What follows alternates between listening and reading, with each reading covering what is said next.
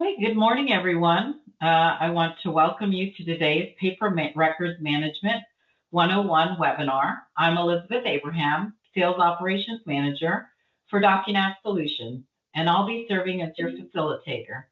Before we begin, I have a few quick housekeeping reminders. We will have time at the end of the presentation for Q&A, so please submit your questions in the chat, and we'll make sure they are included in that session. We will also have poll questions throughout the session, so please participate by sharing your responses in the chat.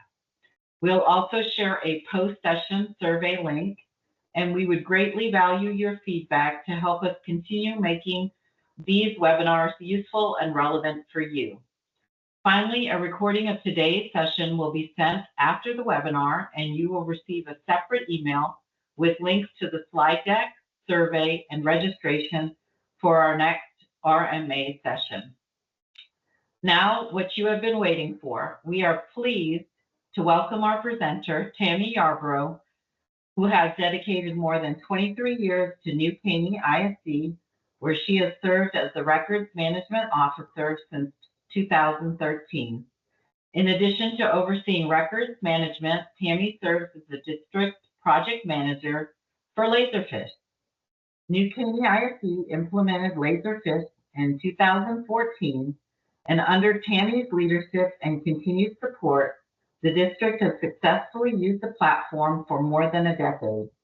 Her extensive experience with records management and Laserfish has made her a valuable resource in helping the district streamline, manage, and maintain its records effectively.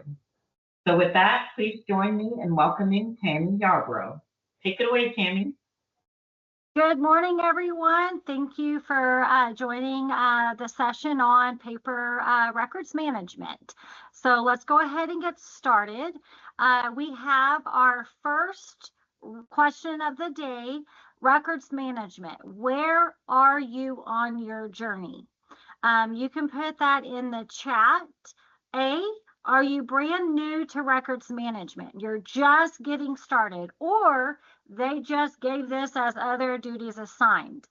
B, less than 2 years, you have some experience, but you're still growing. Or C, I've been managing records and looking to level up. Okay, thank you, Tammy. Let me go ahead and help you with the chat answers that are coming through. We have Shelley that says she's brand spanking new, 2 weeks in. We've got several people in the C category there that are experienced. We got some Bs as well, that less than 2 years, and we got a few As. So it looks like it's pretty across the board. If I had to say, probably about the Bs, take the majority, and we got some C's as well. But very important that we have some A's added to the mix there.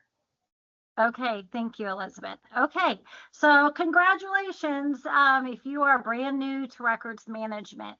So I just want to give you a little back history before we really get going on.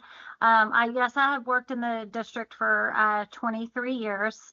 I started out at the campus level. I moved up to the PEMS department, and so I'm very familiar with the CUME folders and all that information. And then I jumped in and left the PEMS department to go into records management. New Caney ISD never actually had a records manager until I was hired in 2014. So as you know, just any type of records, it is a beast. But when you have paper, it is definitely a struggle. So congratulations if you're brand new to records management. Less than 2 years, and here's the process on paper management records. You're never going to be 100% digital.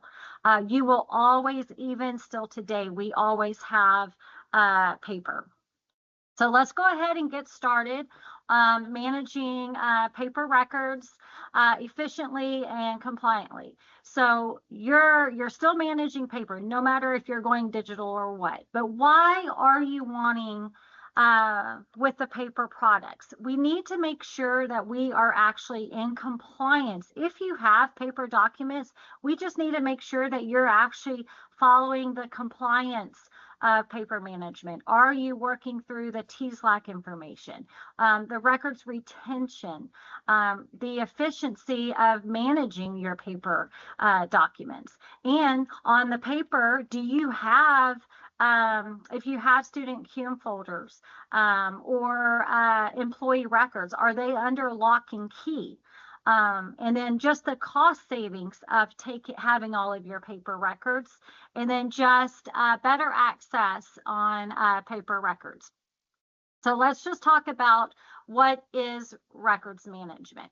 If it's digital or a physical copy, records management is defined as controlling the most important documents of the organization through their life cycle, from the moment it is created to the disposal. So there are many steps in the cycle, but basically trying to identify where are all the records being stored, how are they being secured, how are they being retrieved, and how are we actually destroying the records. So you've got to be able to, as a records manager, and we're going to talk more about what roles that we're needing to do within the paper, how we're going to identify where the records are, where are they being stored, and then how we're actually going to be securing the records. So number one, to be in compliance with records, we've got to make sure that we're following the TSLAC, which is the Texas State Library Archives Commission. We had the first presentation was just 2 weeks ago, was through TSLAC. So they were able to go in and give you some more information as just being on records and their rules. So the Local Government Records Act, that came in effect in the 90s. And they update these archives, the retention schedules, just every 4 to 5 years. So we just need to make sure that we are, by the state, following the legal requirements of our records. Again, if it's digital or paper. So are we going to stay compliant with the Texas laws? And then they have all types of official forms, declarations, and retention schedules.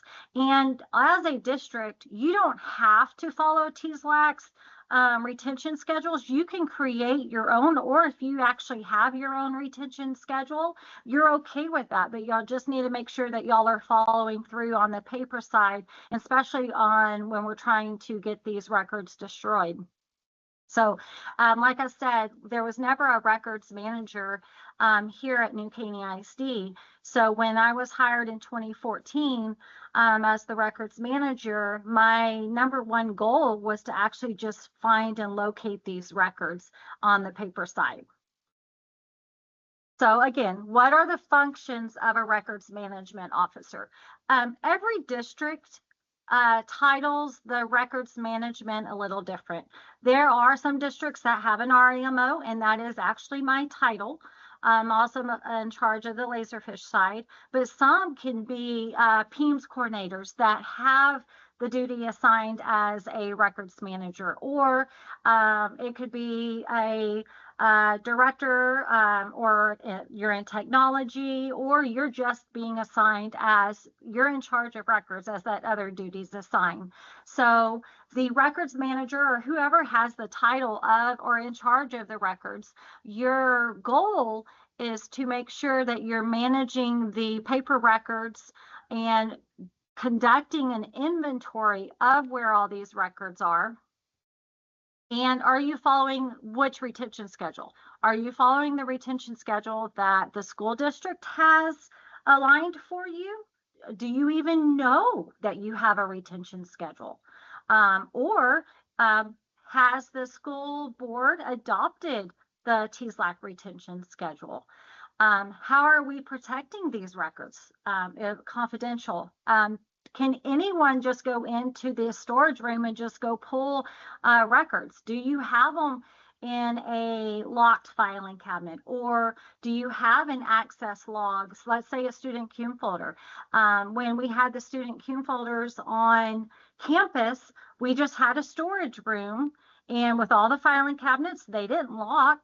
The door was always left open. We didn't have an access log, so whoever and whenever could just come in and pull any record that they needed, grab that folder, and walk away with it, because there was no security on the actual record storage room. So do you have a sign in and sign out sheet on those cum records? HR probably is more confined in a smaller area, so not everyone can just go into the HR employee record. So how are you managing these records during the use of the day? Are you transferring the records to a record center? How are you destroying records? Or who's approving the records once they are being disposed? So when I came in as a records manager, we never had a records destruction. We had records everywhere. We had them on the stage, under the stage, behind all these in the closets and mechanical rooms. So you've got to be able to locate these records. Are you keeping up with the retention piece of it? Are you disposing the records? Also, TSLAC also offers all types of trainings for records managers, or just if you're assigned us records. They have online classes. They have all the documents. They are definitely very resourceful. So you can definitely go on to the Texas State Library Archives Commission and find anything and everything you need to know about just records in itself. So where is another poll? Where is your district on its records journey? We are a 100% paper. B, we are 50% digital and paper. C, we are almost there to all digital. Okay, thank you, Tammy. So let's go ahead and drop our answers in the chat. We'd like to see where you are on your digital journey. And so that way, Tammy can answer any sort of questions that you have. Okay, so it looks like a lot of folks are on the B category there, Tammy. So about 50% digital, or a little bit of paper and a little bit of digital. I think that's where we should expect a lot of folks. I think there's very few that will actually say they're all the way digital. There's going to be certain departments, certain pieces of paper that haven't made its way to digital. So it looks like mostly Bs. Okay, well, that is great. And if y'all can tell, if y'all been in on the records journey, no matter if you are on the C side of it, you're never ever going to be 100% digital. We always find boxes somewhere. We always, especially if our campuses or our departments move or have to get a new building, you're going to just find boxes. Oh, wait, we just found all of these boxes. What do we need to do with them? So the good news is I love that y'all are all B and C, because when I came in, we were 100% paper, and that can overwhelm someone very, very quickly. If you're just coming in as a records manager and you're like, okay, what are my steps for this paper records? Oh, and look, I jumped ahead, of course. Here's TSLAC. Again, they can help you get any information you need. Your Texas State Library Archives Commission, I gave you the website. They have forms and training. You have your own analyst. Every district has their analyst, and they have it based off of regions. Your Bulletin A, Bulletin B is electronic records, standard and procedures. Bulletin C is inventory and scheduling records.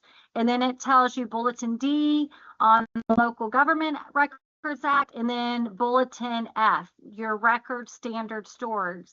So you also have a lot of guidelines if you have those paper documents on how they actually need to be stored. Next slide. Okay, who has one of these little storage facilities? Mine did not look as cool as this. Mine didn't even have all these storage rooms and these storage warehouses. We didn't have them on shelves. We just had boxes and boxes. And even in our warehouse, we had boxes that we had a leak in the warehouse. We had bugs. We had rats. So our storage room did not look anything like this. So I wish we had something like that, because that would definitely be a definitely organized storage room. I wish I could have sent y'all some uploaded some pictures. I should have uploaded y'all some pictures of how our warehouses looked. You could just only imagine. I do remember going to the warehouse, and by the way, our warehouse had no AC.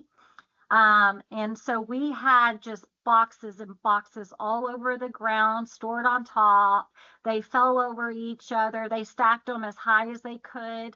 And so we literally had to go in. I say we, it was actually me at that point, where I had to actually go look at every warehouse, every storage room, and go through these records. Because do y'all think that they actually labeled those boxes? No, we had records just stored in trash bags. We went to campuses, they had them in trash bags back in the back corner. So it's definitely very challenging when you have paper records and you are the records management person in charge of trying to get all of these records and to get them in one location. Okay, so here's as a records manager, my very first job was to basically have a liaison for each department in campus. Because as a records manager, or as other duties as assigned, what is the least part of your job? It's going to be the records piece of it, because you're all involved in how many people just are 100% in charge of records? No, you're going to have all kinds of other responsibilities. So do you have a records liaison at each department and campus? So what we did is for New Caney, every registrar is our records liaison for the campus. And then each department, and I'm talking like HR, operations, transportation, child nutrition, we met and said, okay, who's going to be in charge of your records at your department? And so what we did is we assigned each department secretary to be that records liaison for the departments. And then again, who else is going to be in charge of the records? Maybe they want someone completely different, but you need to have some type of a contact for each campus or department, because as a records manager, you do not have full control over the entire district. You've got to be able to lean on a liaison to say, because they have to go around to their campus or department and go, wait, we just found some records. You as a records manager are not going to be able to go every single month or every single year to every single campus and department. They're the ones that are going to find these records, because you're not going to be stationed at this campus or department. And then again, this could be a other duty assigned position. Okay. So let's talk about doing the impossible. And this is not my first presentation on records management, but people's mouths drop when I talk about doing a physical inventory. So again, I was hired in 2014. My first job as a records manager was the first year was literally to assign a records liaison and then go spend time with each records liaison and do a physical inventory at every department and campus. TSLAC used to have a physical inventory, and I have some screenshots in here how we actually did the physical inventory. It's basically we went and found where all the boxes could be located, where all the records could be located. They could be in boxes or they could be in filing cabinets. Especially on the high school level, you have all of these book rooms that have just storage of records. They're not labeled. So we basically spent the first year working at every campus and department doing a physical inventory to see what needed to be destroyed and what needed to be kept. So here's basically what a records inventory analysis checklist has. This again was part of TSLAC inventory. I tried to find a updated version on the TSLAC website, and it was no longer available. You can create your own physical inventory. It is definitely recommended now. Do we all have time to do a physical inventory? But we're also supposed to be meeting with our records liaisons on a yearly basis as well. So I meet with them on a yearly basis. And the very first year, we actually did fill out a records inventory for every single campus and department, where these records were located, and are these copies? Does this need to be destroyed? Who's in charge? Do we have it on, is it just paper? Do we have microfilm or microfiche? We were very lucky. We didn't have anything on the microfiche or microfilm. So we didn't have anything to do with that portion of it. Ours was literally just paper documents in boxes and boxes or in just trash bags.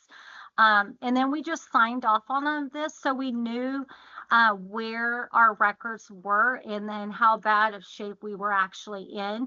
And again, from 2014, there were no records that were ever destroyed. So, PIRs came in, public information request, started coming in.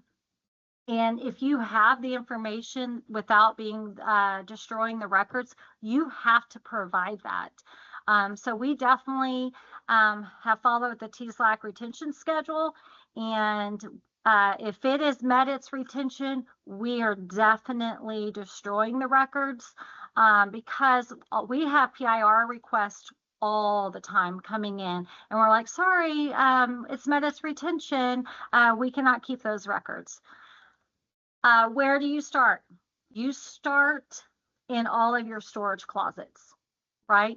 Your storage areas. Believe it or not, even when I did this physical inventory with our campus registrar at the time, we did not know there was an attic at one of our campuses. It wasn't until, let's see, 6 years later, they built a brand new campus, and I get a phone call, and they're like, Tammy, we just found over 400 boxes in the attic at this campus. And I go, what? I go, wait, I did not know the campus had an attic. And they're like, yes. And they're like, can you come over and come up in the attic and look over these records? We really think that we can destroy these records. And I go, okay, how about this? And I'm really good with the warehouse guys. I have a good relationship with them because they helped me go through all of these processes of when we needed to destroy the records. We all brought them to the warehouse. I started loading up on the pallets of getting ready for destruction. So as long as you feed the warehouse guys, they will do whatever you want. I told them, I said, so I'm not going to go up in the attic.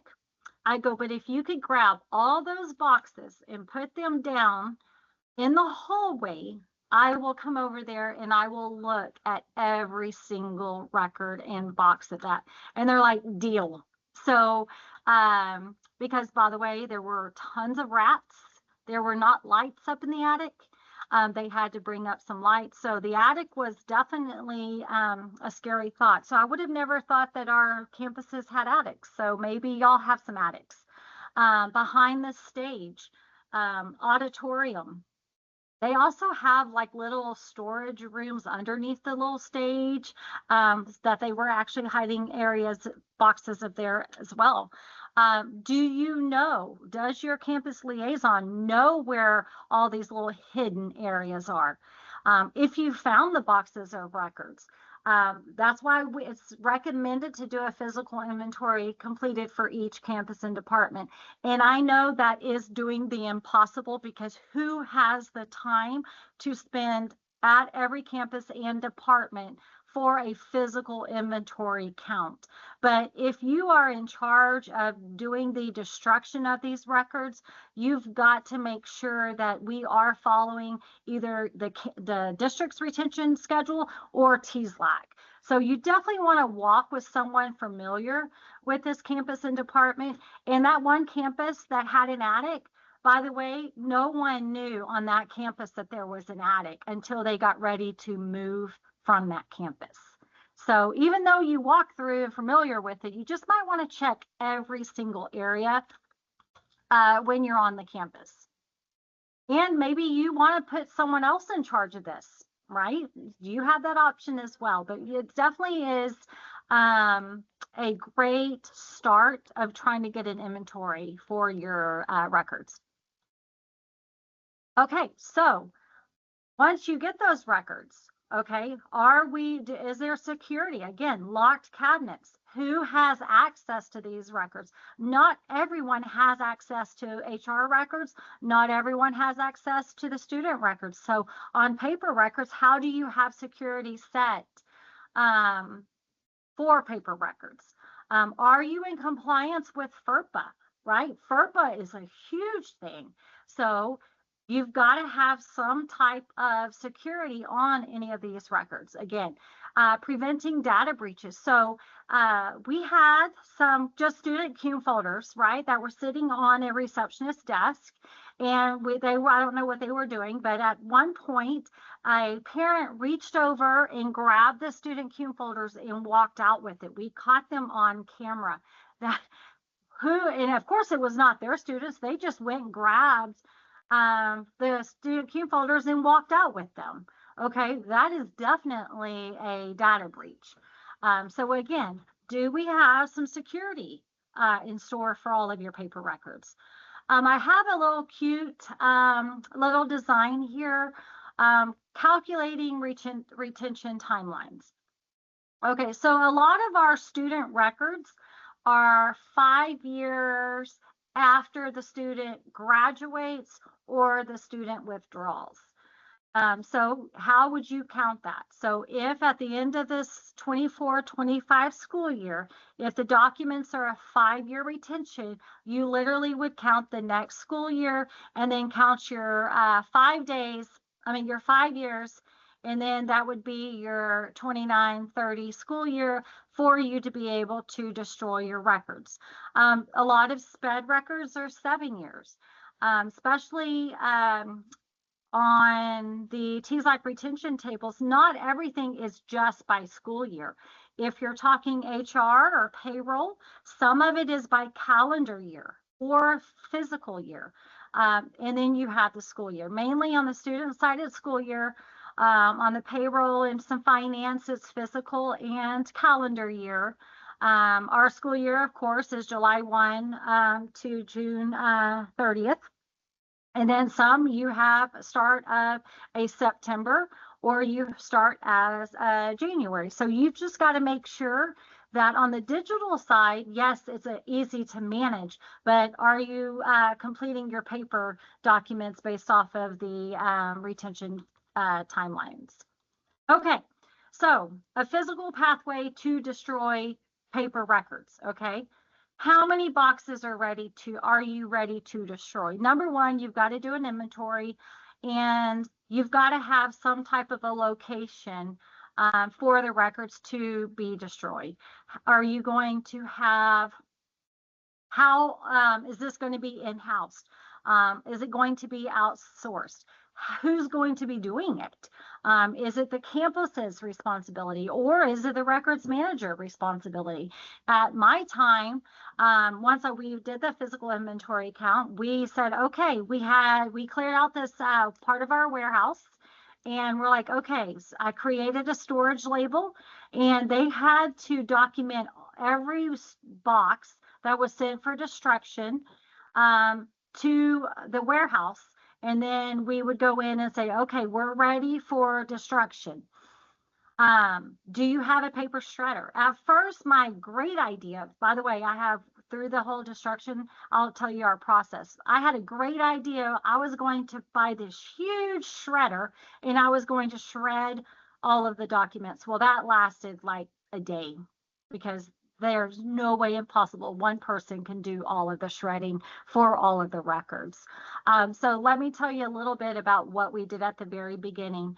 Our very first destruction, I had a company come out because I was going to be there the whole time, and I was going to help them destroy the records. We had a company come out with their destruction truck, and we destroyed 12 pallets of 50 boxes. That literally took us about a week. And I was outside at the warehouse with no AC. Then we started talking to the destruction company and go, okay, how about if we deliver the records to you? So then we had our warehouse guys upload all of our paper pallets and send them. We went to the records company to destroy the records. And then we decided, the records company goes, how about we just come pick them up?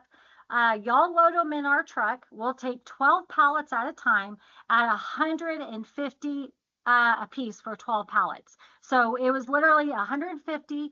They picked up our 12 pallets. They went and shredded our documents, and then they give me a destruction certificate, and I file it.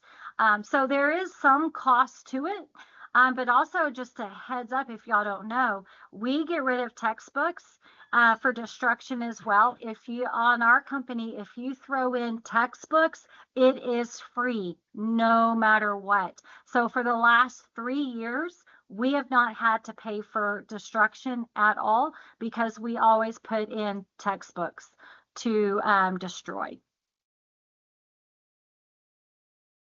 Okay, and this is our new Caney ISD record storage. You can create a storage label for anything that needs to be scanned or destroyed.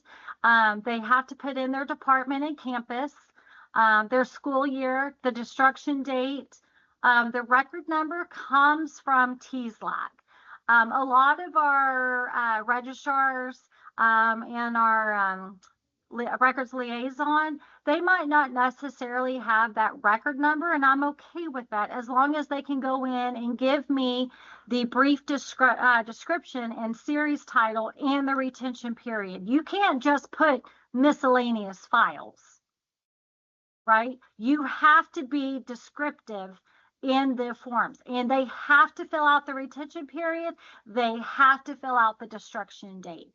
So when you're trying to set up a process for a destruction, you've got to have something labeled on these boxes with your destruction date. So basically what happened, once we started going in and doing our records inventory, anything that was ready for destruction, I asked them to send to my campus, send to the warehouse. And so I basically had 2 huge storage rooms. We bought shelving. It didn't look as great as the first picture I showed you, but we did have a system. Okay, everything is ready for destruction in 2016.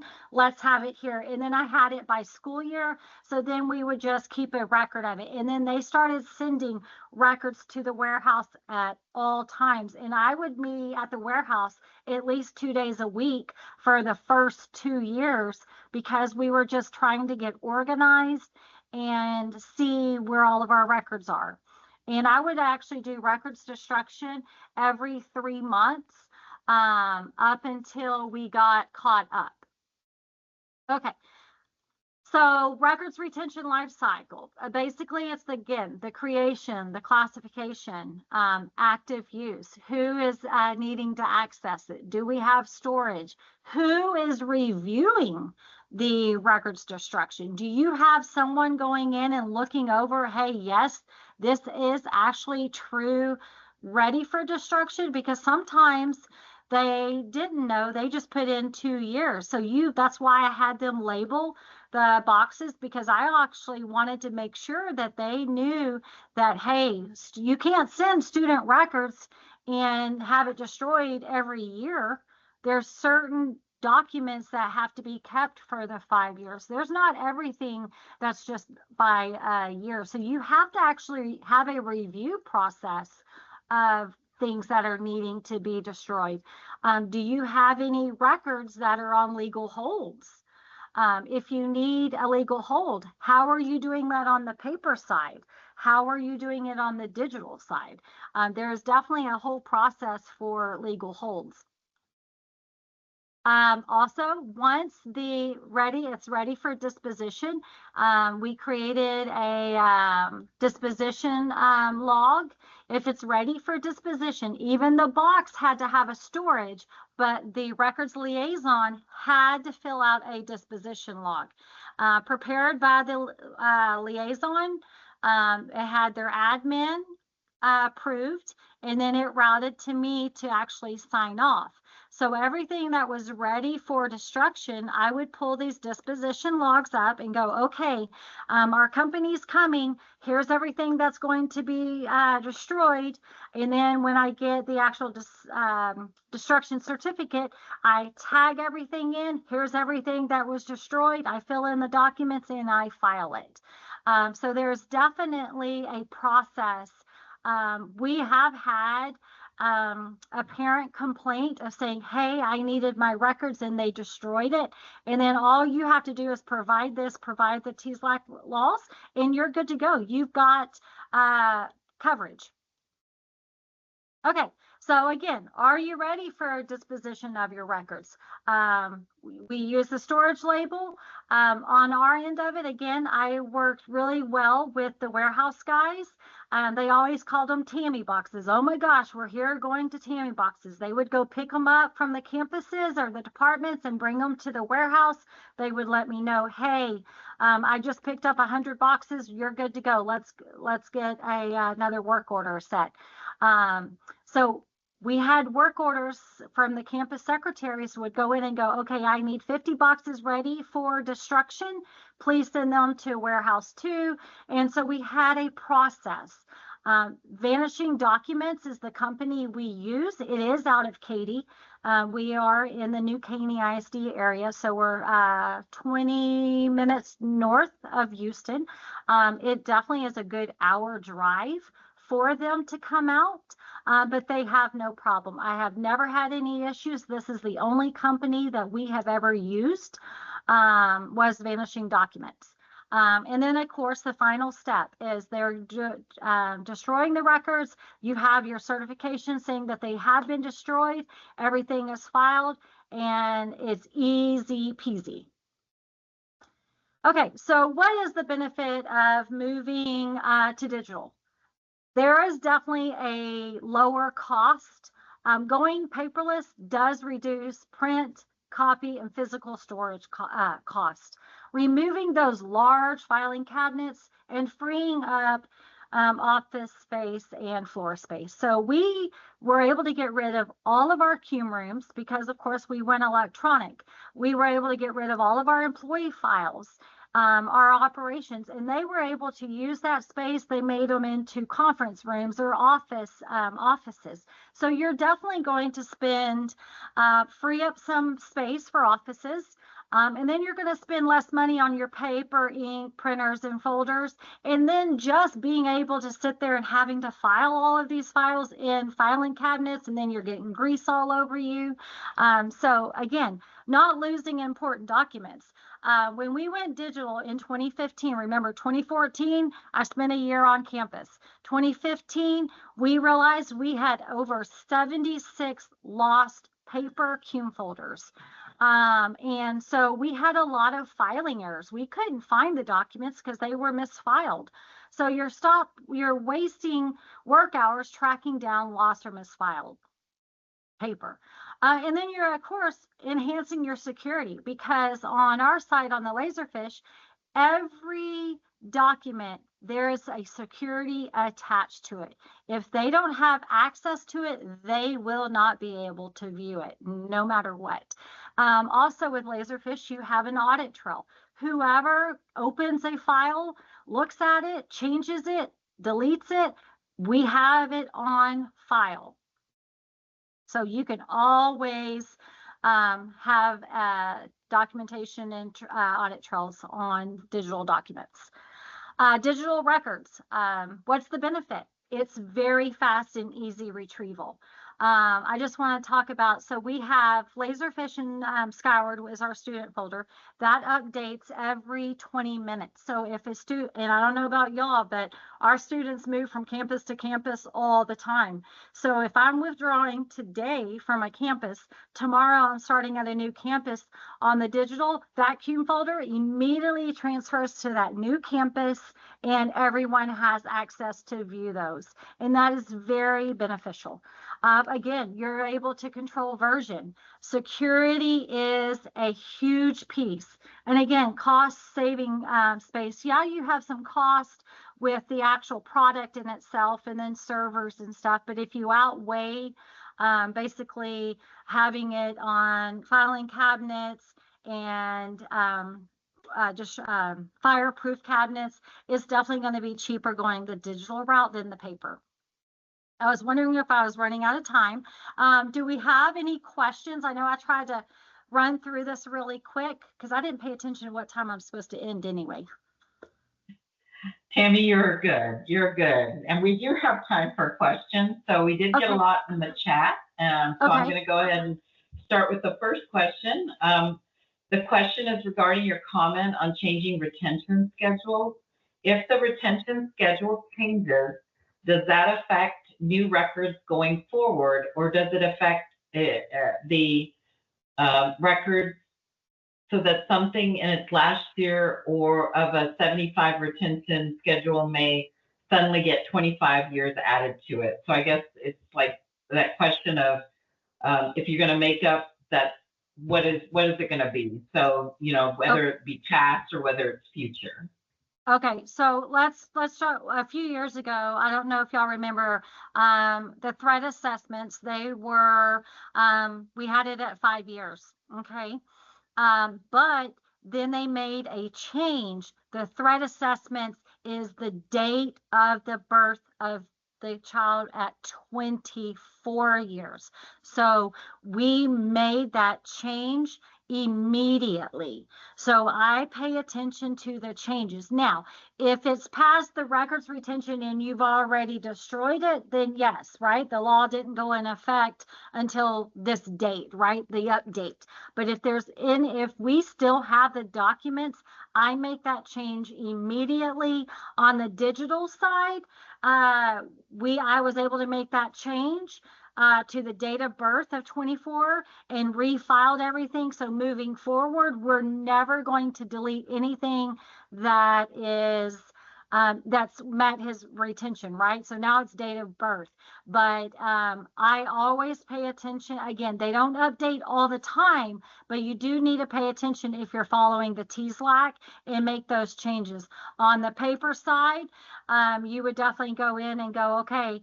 And again, if they are labeling those documents in those boxes, you're able to manage that. It's just trying to stay on top of it. The good news is they don't make changes all the time. It's just catching it when they do. Okay, thank you, Tammy. And keep in mind too, if we need to have more clarification of these questions, we'll share these questions with Tammy and get some answers back for our audience today, and we'll be able to share those answers with you in the future. Second question is, can the liaison do the inventory for their campus or department? Oh, absolutely.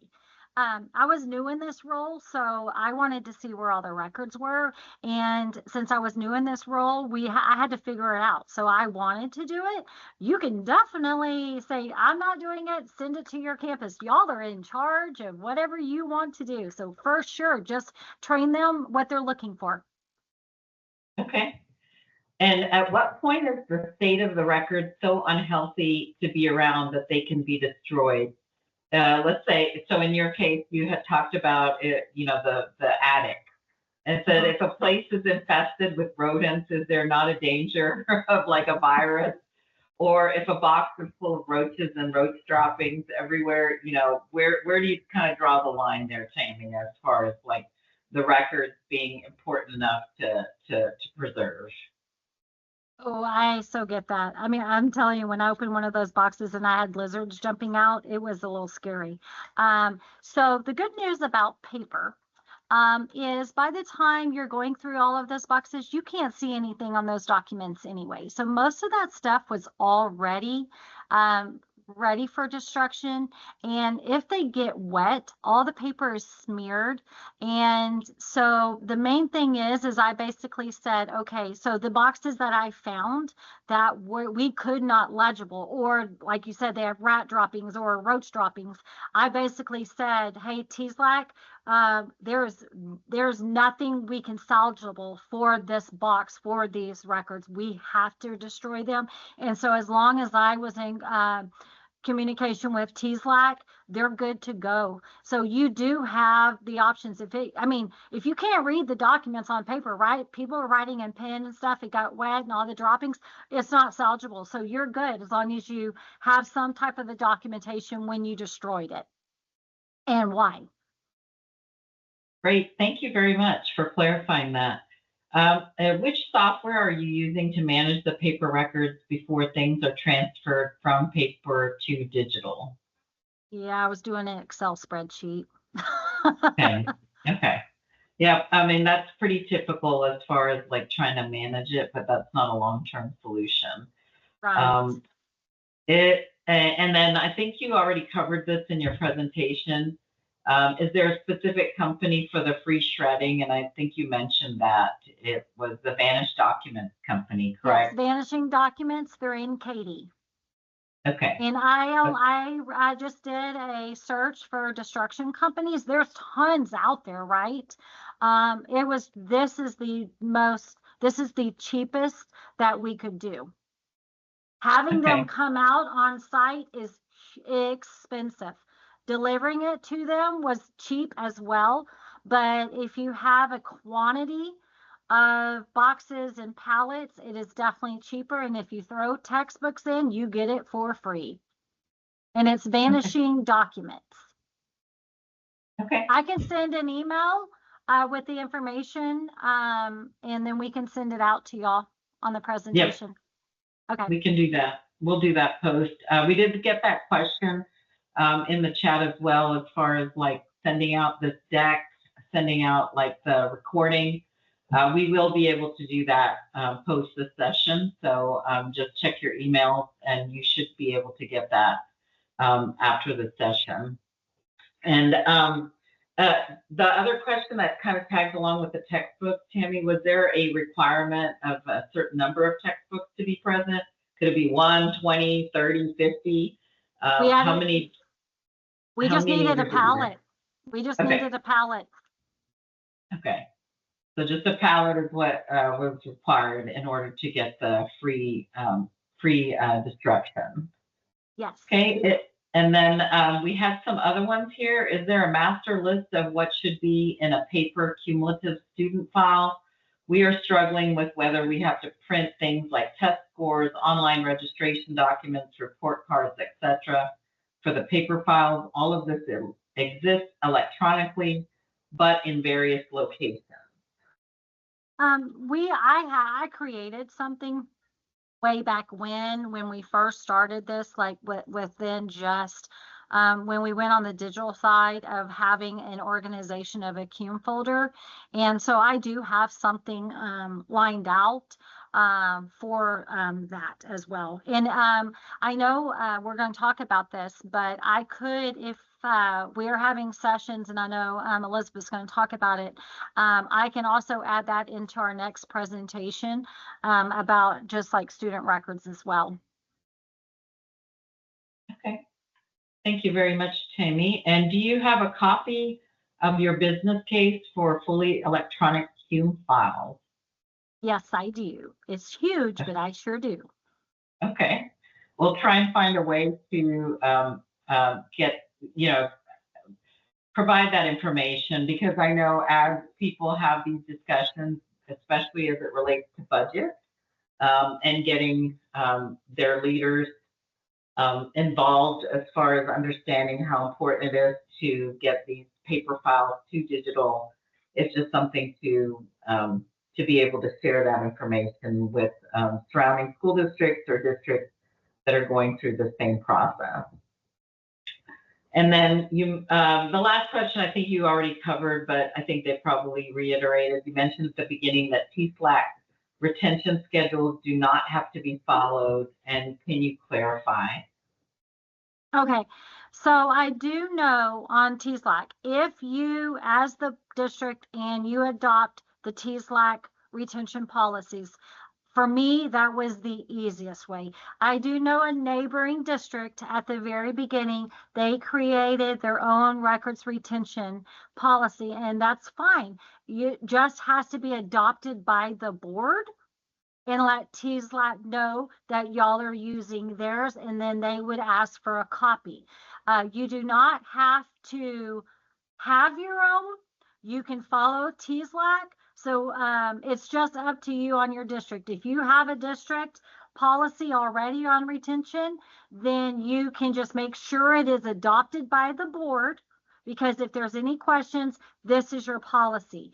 And if you later on want to follow the TSLAC, you can always say, hey, and have a conversation with your admin or superintendent or whoever and say, let's adopt the TSLAC, because everything across the state is the same. So a lot of the districts want to keep records more than what TSLAC, and you're okay with that. You just got to document that you're keeping the records more than what TSLAC is recommending. Okay. So Tammy, can they be less restrictive than TSLAC, or, more restrictive? Because it sounds like in most cases, you can't, what the guidelines are have to be at least followed with TSLAC unless you want to keep it for longer. Yeah, you cannot keep it less. That okay, no, can't keep it less. Okay. You cannot keep it less, even if it's a district policy or a TSLAC policy. You have to. You can keep it longer, but what a requirement. Let's say like threat assessment, right? If I did threat assessment for 5 years, you can't keep it for 5 years after that student withdraws, or for 2 years. You have to do it at the date of the birth of their 24, and that's how they are on that side of it. Okay. I think that's all the questions that we had today. I know that in the chat, looking at the chat, everyone was intrigued by the vanishing documents out of Katy, Texas. I know some other folks have shared who they use for their destruction of documents as well, just so that if we aren't in Katy, if there's some folks in Dallas, Fort Worth, or elsewhere, there's some other document companies, document shredding companies as well. So it's great to see that you all are sharing this information. And I just wanted to go ahead and close this out and just let you know that we really appreciate you all joining us today for this presentation by Tammy Yarbrough with New Caney ISD. We are so glad that she took the time out of her busy schedule to enlighten us with her records management journey and tips on where to start. We hope that you found the session valuable and are leaving with helpful insights you can apply in your work. You will receive a link to this webinar as well as a copy of the slide deck very shortly. I do want to remind you to please take a moment and fill out the survey that's in the chat. We have that as well. We want to also encourage you to connect with us at our next Records Management Academy session, part 3 on Wednesday, September 23rd at 11 a.m., where the topic will be Digital Records Management 101, managing your electronic records the right way. You have gone digital, but are you compliant and structured? This will also be presented by our own Tammy Yarbrough with New Caney ISD. And so we will see you then, and we hope that you will stay tuned. Thank you so much, Tammy, and thank you everyone here in the audience for being very proactive in your questions. Thank y'all so much. Bye-bye.